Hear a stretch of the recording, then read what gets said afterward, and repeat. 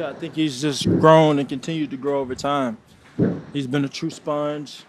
Personally, he's been a big help in the room, just having those conversations and being able to get different opinions from his perspective. He has a great eye for the game. Obviously, plays the position a little different than myself, but everything is rooted in the same beliefs. And so how you express it is just different between us. And I admire that in him and his help in the room. And he's a hell of a player. Hopefully, continues to grow. How much do you value getting those opinions, whether it's between a series or in the meeting room, wherever it may be? How much do you appreciate that? Yeah, some things you internalize on your own, and then some things you don't have a grasp for and you ask. And the availability of those things from a coaching perspective and a teammate perspective are very important when that moment permits. So now that you've gotten more time with Scott Leffler, Parks Frazier, the new guys, how is that going on a daily basis? It's going well. It's a great dialogue, great communication.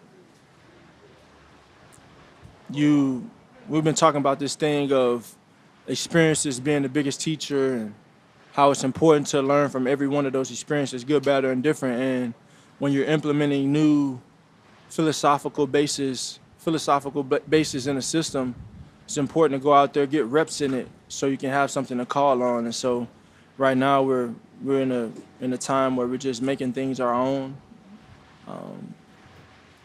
being different in some areas, also just getting good reps so we can have something to learn from.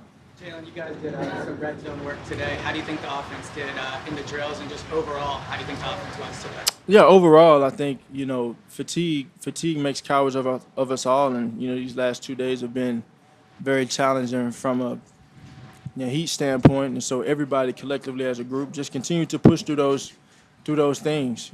Control what you can. I think this is a good test and a measure of where we are right now and where we desire to go. So.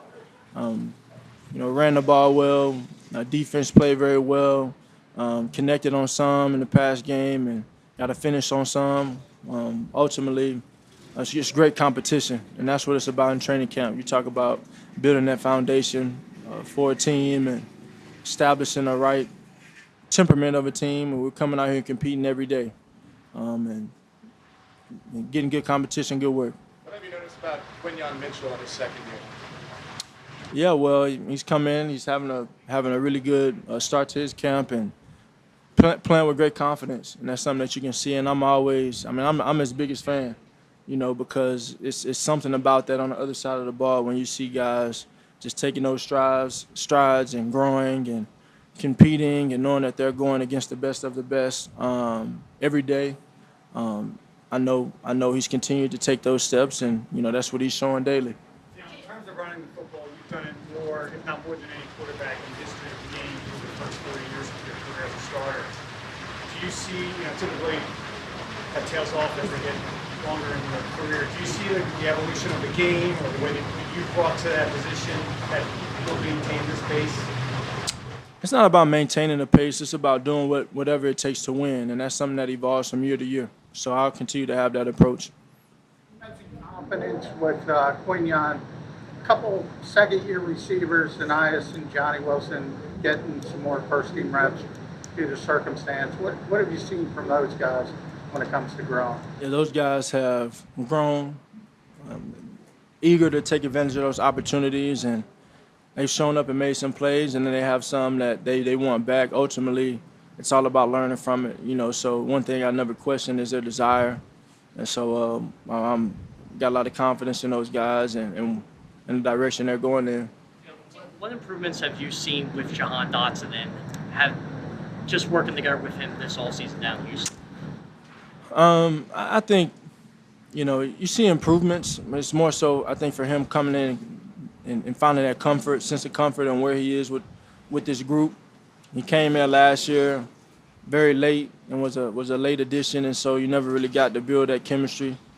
And I think now he's got a feel and understanding for what he wants to do, how he wants to do it, and it's just a matter of his comfort in this on this team and building his role in that, and getting him involved.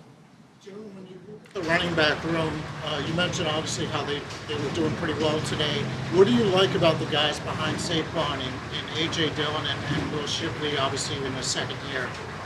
Yes, I love them. They work really hard. They're showing up daily and they're striving to improve. And I think, again, it's more so of a thing where when you got an opportunity, you want to take advantage of it. You know, that can go for the running back room, the tight end room, the receiver room, the O-line room, and the quarterback room. It's about being ready to fill in when your opportunity comes. And so right now, you get a lot of those reps with a lot of guys that you may not get reps in on a high ratio of downs when you're talking about the one group, but there are opportunities that will come for them. And so making sure that they're ready when their phone rings. Jalen, you've watched Howie build this roster in different ways for a lot of years. When you think about the moves Howie's made from drafting you, extending you, and with your roster, what do you most appreciate or what most impresses you about the way he's built this team? Well, I appreciate the conversations that we've had and nudging him to go SEC. And I mean, it's been a lot of Alabama, a lot of Georgia coming through here, and it's been good for us, you know. So he's always been really good at what he's done. I've always had confidence in the SEC from my perspective, and that has evolved over time. And you know, at the end of the day, you want to have a group that has a mentality and a will to win, and I think that's kind of a staple down there. In between series out there, what dictates who you talk to, who you spend time with, and are you intentional with that in terms of? Say that again? In between series out there, what dictates who you talk to? You know, I see sometimes with receivers. That's a very, very, very pointed question. I think it's a matter of, you know, I can go address something when I feel, but what I feel may not always be absolute. So I need to be able to go assess the film sometimes and say, okay, this is exactly what I saw. Then I can nudge and say, hey, I'm convicted that this is what I knew happened, and I communicate that. And then if I'm wrong, I own that and I hold myself accountable and say I was wrong. But it's a sense of communication, you know, because it starts and ends with me and what I do. And so honestly, it's just having good discernment. You know, there's some things that I can control, and, you know, you got to get good big control on it. You touch the ball every play, and then there are some things that you really can't control from a sense of what others do. And so it's a matter of being on the same page. I feel like we weren't on the same page. If I'm trying to reiterate something to over-communicate and drive a point because this is very important, then I'll do that. But it all comes down to communication. And if I'm not saying anything, then I may not have an expectation for you to, you know, do something. Jalen, Kim Turner's was telling us yesterday not to look too much to what we're seeing on the field. That the managers have this defense implemented for months, and you guys are still running plays. Where is the progression? I think that's a fair perspective to have because we're still implementing things offensively, and so we've kind of been sitting and saturating ourselves in the thing as time goes on. You know, last week was a different emphasis. This week is a different emphasis. Next week will be a different emphasis, and so it's a competitive.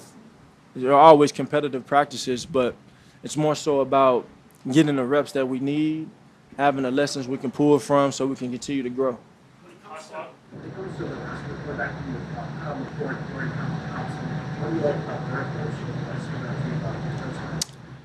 Well, I think it's I think to that point, I go a little broader in perspective of, you know, just the mentality you want to have in the quarterback room, because I think it comes down to your focus. You're talking about individual focus.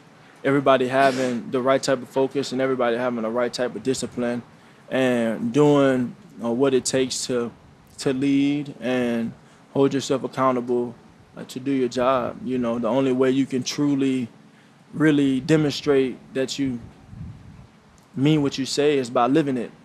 And so we got to live that every day. Live with, you know, great focus and live with great discipline to do our job. And I think that's something that's in the room. Everybody's hungry. Everybody's eager to grow. There are great conversations. You know, and I can say from my perspective now, I think, you know, it was a different dynamic for me as a rookie, whereas having Kyle in there now, see some of the conversations that, you know, Scott and I are having. It's like, okay, I can, you know, these are conversations that he's going to learn from because I had that same opportunity to learn from those things when they came. And so just having that type of dynamic in the room, being able to talk through things, talk to Tanner, talk to Scotty, talk to Kevin, and talk to DTR. Everybody's listening, everybody's flowing, everybody's trying to learn and take things from one another to help each other be the best that they can be.